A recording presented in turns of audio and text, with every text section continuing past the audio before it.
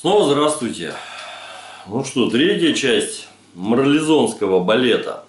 Да. Продолжаем разговоры про психологию. Значит, на тему того, как работает программа у мужчины и женщины, что из этого получается. Что из этого получается. Вторую часть я закончил тем, что сказал: за отношения в семье всегда отвечает женщина.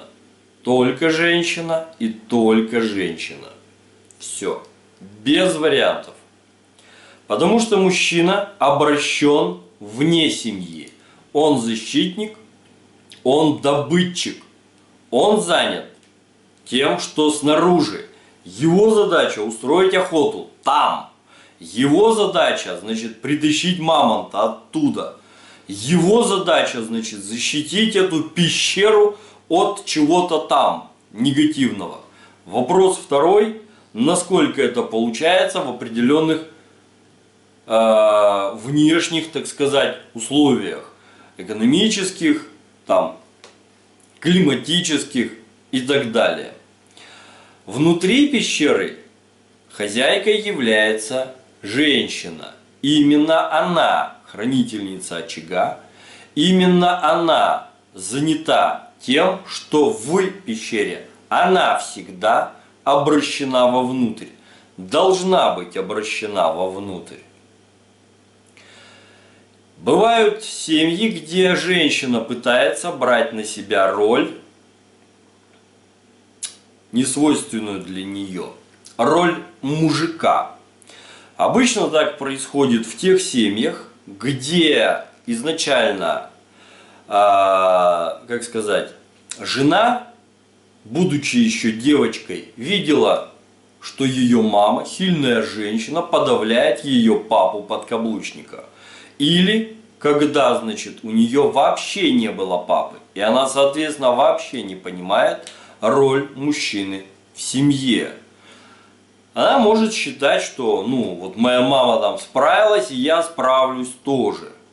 Но, знаете, если мы вот так вот посмотрим, есть такой сериал «Клан Сопрано». В первой серии этот самый Сопрано рассказывает психоаналитику: мой отец, говорит, был очень сильным человеком, в нашей среде по-другому не выживешь. Но моя мать, она, говорит, его постоянно тюкала. И когда, говорит, он умирал, это был не человек, а зашуганная маленькая серая мышка. Понимаете? Затюкать можно, особенно если это делать постоянно, любого, абсолютно любого. Каким образом начинаются взаимоотношения между молодыми людьми? Девушка ищет принца себе, да? Соответственно, считая себя принцессой. Очень хорошо. И вот она этого самого принца вроде бы находит. И вот этот вот вроде как принц, он вроде как даже что-то старается и для нее делает. Но дамам всегда мало. Они всегда хотят большего. Это я уже рассказывал в первой части-то. Да. И даже есть отдельное видео, где дамам всегда мало, но там чуть-чуть, почти чуть про другое. Ну, чуть-чуть про другое.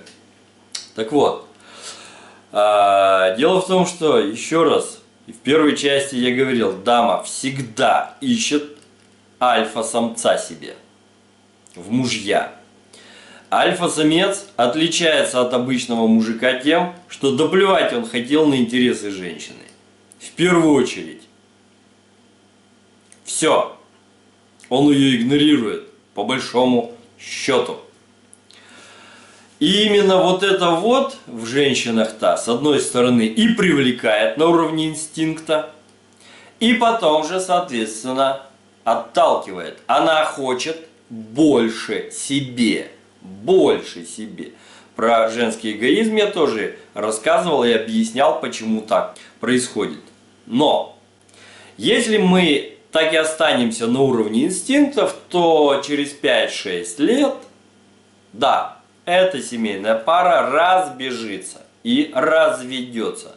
Но мы все-таки люди, и нам доступно все-таки осознанное поведение, сознательное поведение. Нам доступно, ну, во всяком случае, достаточно умным людям доступно прогнозирование своих действий. Мы в состоянии понять, каким образом, какие наши действия будут действовать на других людей, какие вызовут последствия. Если, конечно, мы даже не пытаемся задумываться об этом, ну, практически всегда это приводит к определенному краху. Соответственно, как вот развивались эти отношения? Девушка перед свиданием чего? Красилась, расфуфыривалась, красиво одевалась и вела себя соответственно. Ну, принцесса же. Молодой человек практически так же. Ну, естественно, он не красится, но он одевается обычным образом, ведет себя нормально. Что происходит после брака? Ну, все, она же добилась мужчины, да? Он теперь еёный, да, она так считает. На самом деле, мужчина считает, что эта женщина теперь его только тогда, когда он уверен, что она будет теперь спать только с ним. Все. Пока у него нет такой уверенности, он не будет считать, что это мадам его. И отношение к ней у него будет соответствующее, временное.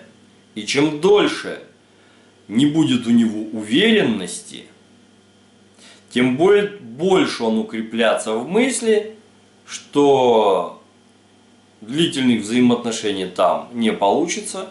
И да, можно ограничиваться исключительно сексом. Ну, немножко, да, подарки, ну, знаки внимания. Но жениться он никогда не будет на такой.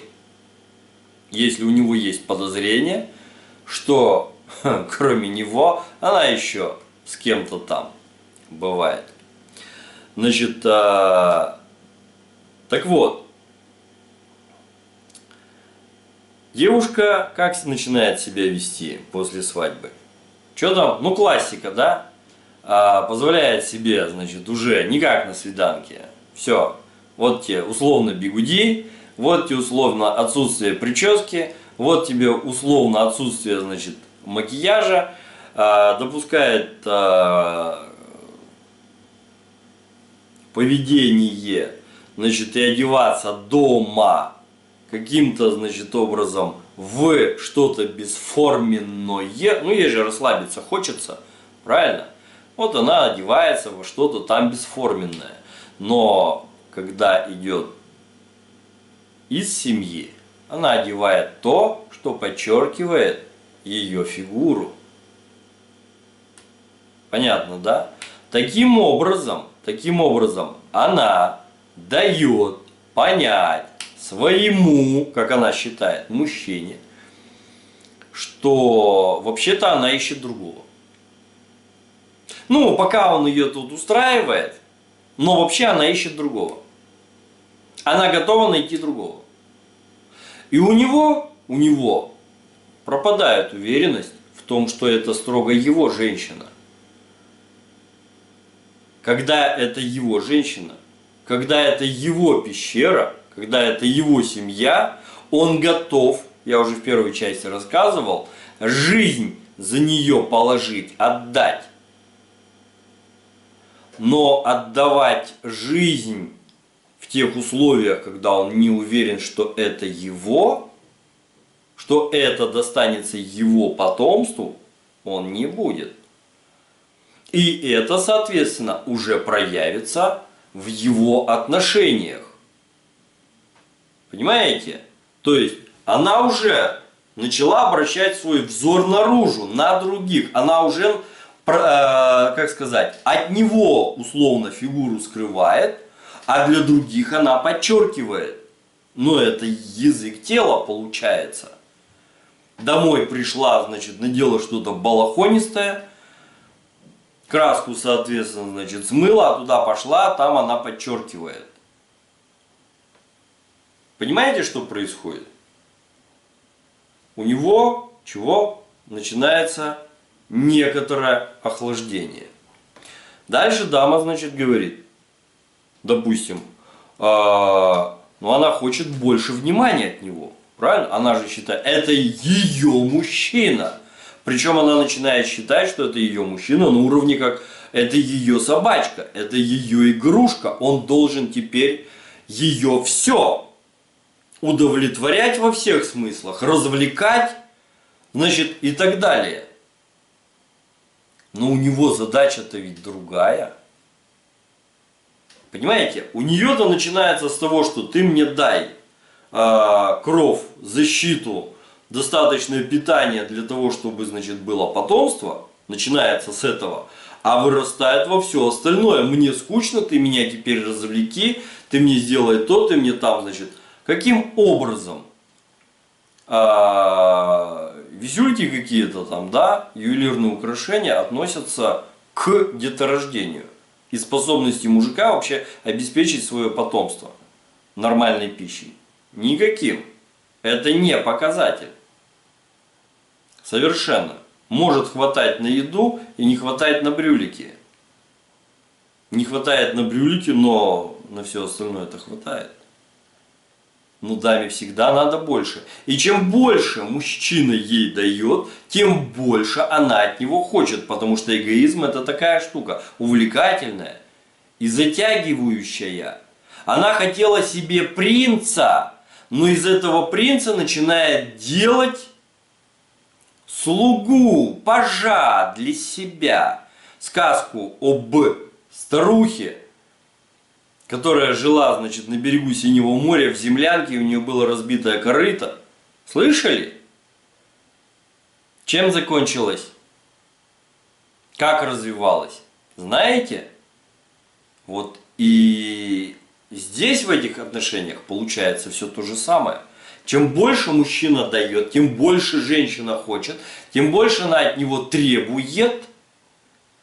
И в какой-то момент, и она понимает, что это не альфа-самец, которого она искала, совершенно. И даже не тот, на которого она была согласна. Это какой-то, я не знаю, слуга. К слуге и мужу относятся по-разному. Да? Слугу за человеком могут и не считать. При слуге могут, значит, переодеться, потому что это изначально асексуальное существо. Как, собственно, раньше это и было, когда хозяева занимаются любовью, слуги, значит, свечку держат. Свечки вокруг постели. Их не стеснялись. Ну, потому что за людей-то их особо-то и не считали. И здесь все то же самое. Кто будет уважать того, кто не уважает сам себя? Если мужик скатился до того, что он, значит, постоянно пытается угодить женщине, то в какой-то момент он понимает, что не уважают его, и он не уважает себя сам. И он понимает, что он на самом деле здесь не нужен как мужчина, как защитник, как добытчик, как человек. Он нужен здесь как вибратор, как кошелек. Ну и, значит, этот самый, как его, Галкин, блин, в одном флаконе, чтобы еще веселил и развлекал. А если он не веселит, не развлекает, то, значит, она будет веселиться и развлекаться сама. Ну, с кем-то там еще. Например, со своими подружками. Вот в чем дело. В этом случае что происходит?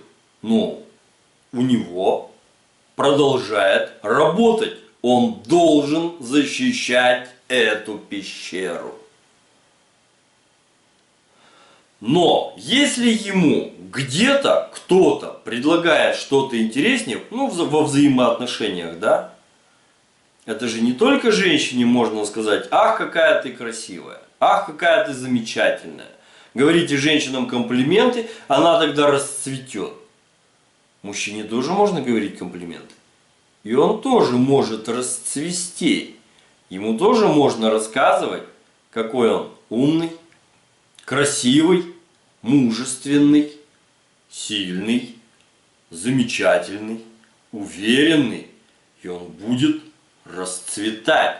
И он будет становиться таким, каким он был изначально. И он будет таким для той, кто ему именно это и говорит. И когда он увидит, что теперь можно сравнить, вот здесь его просто используют, а вот здесь он действительно нужен. Здесь он чувствует себя человеком, а не кошельком. Здесь он чувствует себя мужчиной, а не вибратором. Не банкоматом. Здесь у него проявляется чувство собственного достоинства. Что будет? Ну, естественно, он сюда уйдет. Тем более, что обычно здесь его уже выпинывают старательно, фактически собственным же поведением. Все. Почему дама не изменяет ему? Ну, скорее всего, она ему изменяет. Уже. Неоднократно. Почему не разводится? Потому что ей с ним удобно. Где она еще такого же найдет? Но даже разведясь с этим, найдя себе другого, она из того замечательного, классного, что называется, успешного, будет делать точно такого же раба. Если тот вообще согласится, не свалит раньше. Потому что у него тоже там какой-то опыт за спиной уже есть. Он уже заранее эти вещи видит. Понятно, да? Вот таким вот образом-то все это хозяйство развивается. Для мужчины семья – это тот коллектив, которому он нужен. Не в котором его используют, а которому он нужен и который нужен ему. Понимаете? Который поддерживает его интересы и вообще его поддерживает. Где вообще есть поддержка для него. Где все вот так вот, а не вот так вот. Понимаете? Вот в чем дело. Здесь все достаточно просто. Все достаточно просто. А дамам достаточно, ну да, они скажут, что, блин, вот если он будет со мной точно так же, как вот с этой секретаршей, значит, Светкой, я тоже буду. Еще раз. Началось все с жены. Началось все с дамы. Если она хочет сказать, что он кабелина такой, она для него все сделала, а он все равно, значит, бегал налево, значит, не все. Значит, не все. Я в самом начале объяснил. Мужчина будет считать своей только ту женщину, с которой он будет уверен, что она не будет с другими. Значит, он не был уверен. И для него вот этот вот брак, он был не совсем как бы брак. Хотя среди мужиков тоже, конечно, попадаются исключения, там, не совсем, значит, с головой, но обычно мужик это существо достаточно ленивое. В этих вот вещах, в этих взаимоотношениях. На стороне он всегда будет искать то, чего ему не хватает в семье. Женщина, да, точно так же. Но еще раз, с нее все начинается. Есть у нас такая вещь, как причинно-следственные связи. Что-то все-таки является причиной, что-то является следствием. И во всех развалах семейных взаимоотношений Всегда виновата женщина. Изначально. Они, правда, женщины очень не любят это признавать. Категорически не любят это признавать. Они всегда начинают с того момента, когда им ответили: ты поступил вот так, поэтому теперь я поступила вот так. Но вот он пришел, грубо говоря, с мамонтом, притащил его за хобот, бросил его, значит, к очагу, выполнил свою задачу и видит в этот момент, что его благоверная только что откуда-то вся такая вернулась. Но теперь у нее, значит, такое вот все. Она там устала, и на него, у нее сил нет. У нее в приоритете кто-то другой. Подружки, коллеги, мамы, няни. А он на последнем месте тот, кто должен быть на первом. Еще раз. Даже если женщина работает и зарабатывает больше своего мужа, дома она должна быть женой. Жить с начальником никто не хочет. Это изначально определено, что мужчина должен стоять выше женщины. Вот та женщина, которая будет ставить своего мужчину, скажем так, выше себя, хоть немножечко, но выше, она всегда будет иметь успех у этого своего мужчины. Но, естественно, тоже не скатываясь до состояния прислуги или рабыни. Крайности, они никогда не бывают полезными. Ну что ж, теперь посмотрим, какие будут комментарии, какие будут вопросы, и вполне возможно, по ним будет продолжение.